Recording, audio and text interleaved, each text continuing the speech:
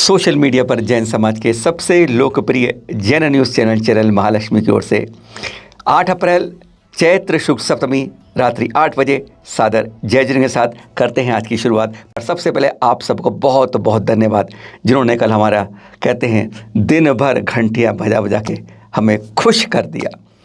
कभी कहीं से फ़ोन, कभी कहीं से कि आचार्य श्री को हार पीस यह इलाज होगा, यह चर्या का अनुकूल होगा, यह वैद्य बता रहे हैं। हमने सबको संदेशा दिया, आचार्य श्री तक पहुंचा दिए। बहुत बहुत धन्यवाद आप लोगों की जागरूकता के लिए। धन्यवाद कन्नौज समाज का भी, जो कहते हैं सुबह का भूला अगर शाम को लौटाता है तो भूला नहीं कहलाता है।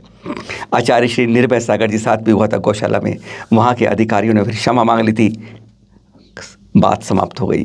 ऐसे ही जब हमने कल आपको एक ब्रेकिंग न्यूज़ की एपिसोड दिया था ना 12:30 बजे, तब आचार्य श्री विहार कर रहे थे उस क्षण।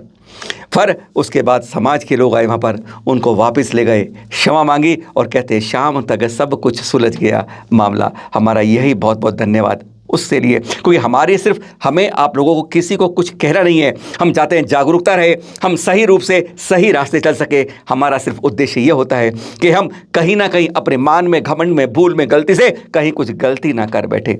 चलिए शुरू करते हैं आज की बात इसके साथ। और शुरुआत से पहले सबसे पहले करते हैं गुरुवर के दर्शन। इसी से शुरुआत करके कहते हैं बहुत अच्छे आगे का जीवन बीतता है। आचार्य श्री के दर्शन देख रहे होंगे इस समय आप। लगभग 3 माह पहले का कहते हैं रिपीट द हिस्ट्री। 3 माह पहले की कुंडलपुर में जैसे थे वही दर्शन जैसे यहाँ दिख रहे हैं रहलीगंज पटना के अंदर। प्रतिमा उतर रही है, आचार्य श्री गदगद हो रहे हैं, मुस्कुरा रहे हैं, बिल्कुल जैसे कुंडलपुर में हमने ऐसे दृश्य देखे थे, एकदम वही रूप से, उसी तरीके से स्वस्थ, वही मुस्कान, वही गदगद देती आभा, कहते हैं आभावान। ऐसे दृश्य देखकर हर कोई गदगद हो जाता है। जहाँ आचार्य श्री जाते हैं वहाँ की धरा अपने आप जीर्णोद्धार के लिए लालायित हो जाती है। और यहाँ भी कहते हैं अब यह क्षेत्र संवर रहा है, निखर रहा है, अपने और बहुमुखी प्रतिभा में और ऊंचा पहुंच रहा है। 31 मार्च गत वर्ष देख रहे हैं दृश्य उसी 31 मार्च के।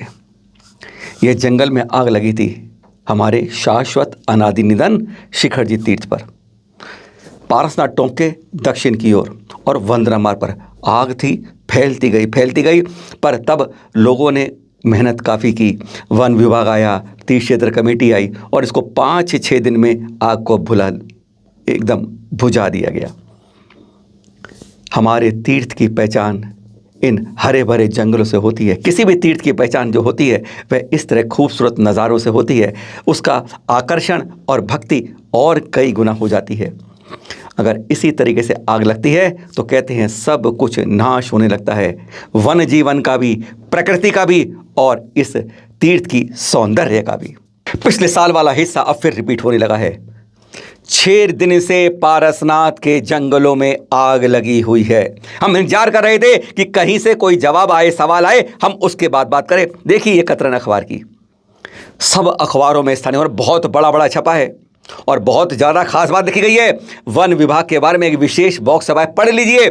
वन विभाग ने जैसे आंख मूंद कर ली है इस शाश्वत ईंधन की सुरक्षा के लिए, आग बुझाने के लिए। जंगल में आग बढ़ती जा रही है, जो 6 दिन में बुझ गई थी पिछली बार, अब 6 दिन बाद वह अभी तांडव मचा रही है।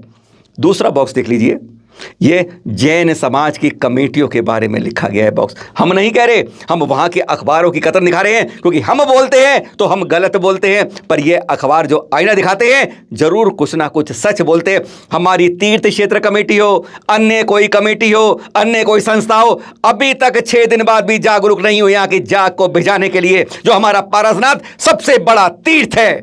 पिछली बार कुछ कोशिश की थी, लेकिन इस बार आंख मूंद कर ऐसे बैठे हैं, जो हो रहा है होने दो, हमारे जेब से क्या मतलब, हम तो अपनी कुर्सी से चुपके हैं, चुपके ही रहेंगे। शायद कुछ यही कहना चाहता है अखबार की ये खबरें।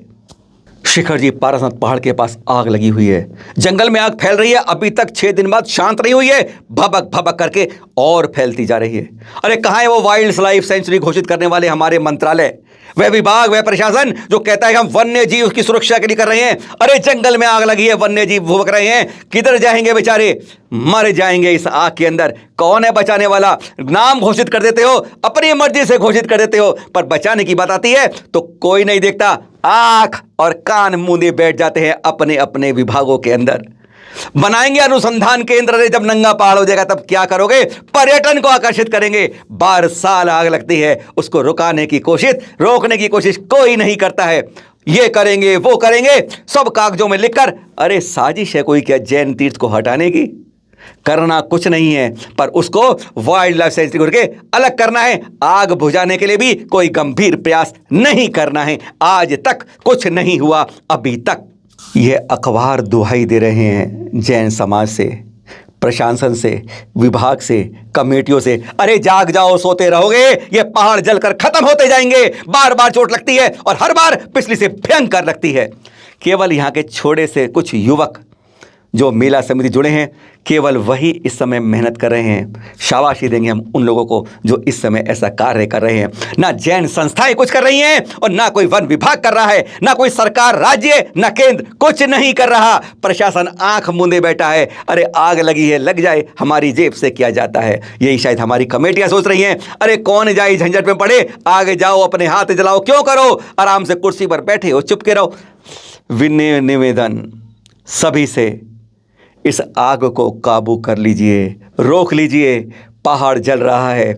जो वन के अंदर पेड़ उगते हैं, पेड़ बढ़ते हैं, ऐसे ऊंचे होते हैं। यह 1-2 वर्ष में नहीं, सैकड़ों वर्षों में इस तरह से जंगल बनते हैं और एक धान के अंदर हजारों वृक्ष यूं ही स्वाह हो जाते हैं। इसको वापस हरियाली करने में बरसों बरसों, पता नहीं कितने बरस लग जाएंगे, तब जाके फिर होगा, बशर्ते आग नहीं लगेगी। पर यहाँ तो यह सिलसिला लगातार जारी है। बचाइए इस जंगल को, बचाइए अपने तीर्थ को। बार बार विनम्र अनुरोध करते हैं और जब हम कहते हैं आपको बुरा लगता है, पर हमारा जंगल जलता है, हमारा तीर्थ हिलता है, तो चोट तो हमारे दिल में भी लगती है।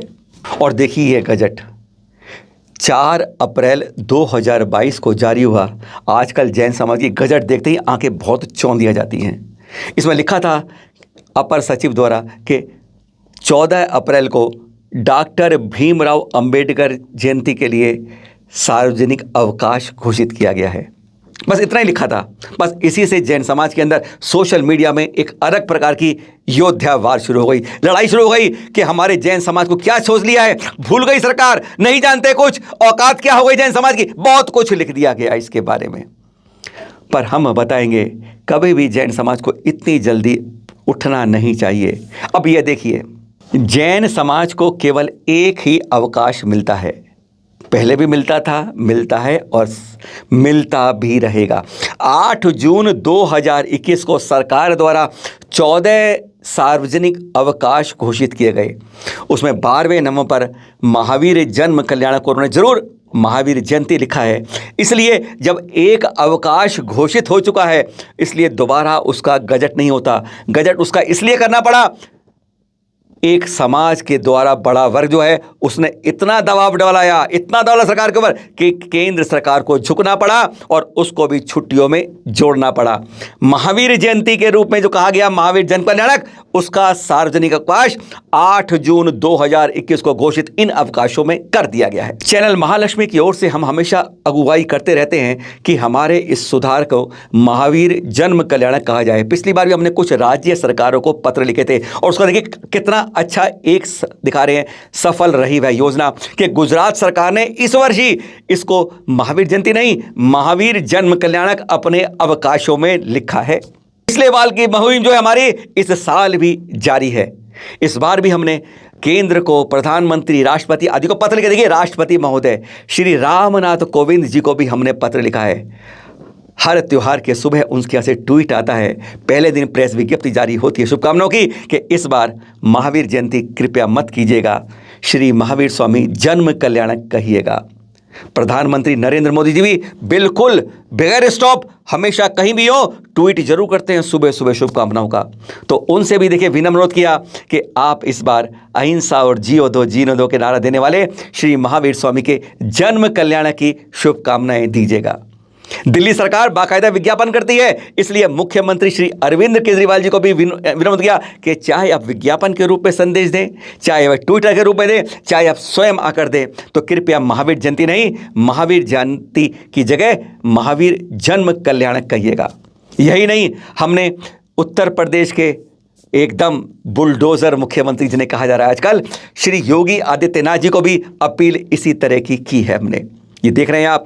यही नहीं, हमने मध्य प्रदेश जिसे जैन नगरी जैन राज्य कहा जाता है, वहां के शिवराज सिंह चौहान जी मुख्यमंत्री जी को भी यही विनम्र अनुरोध किया है। हर को हम अनुरोध कर रहे हैं, कहते हैं कभी ना कभी चोट करते करते हमारी सफलता मिल पाएगी।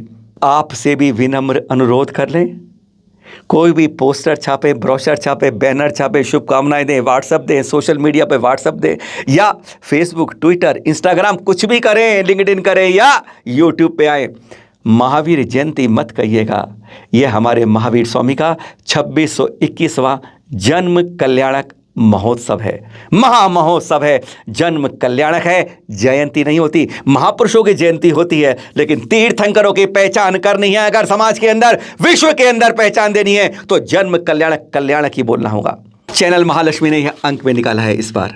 देख रहे हैं आप, हर वर्ष की तरह इस बार भी 2621 जन्म कल्याणक लिखा है इसके ऊपर। चैनल महालक्ष्मी की तरह शानदेह महालक्ष्मी का यह अंक हर साल हम निकालते हैं और हर बार अनोखे रूप में।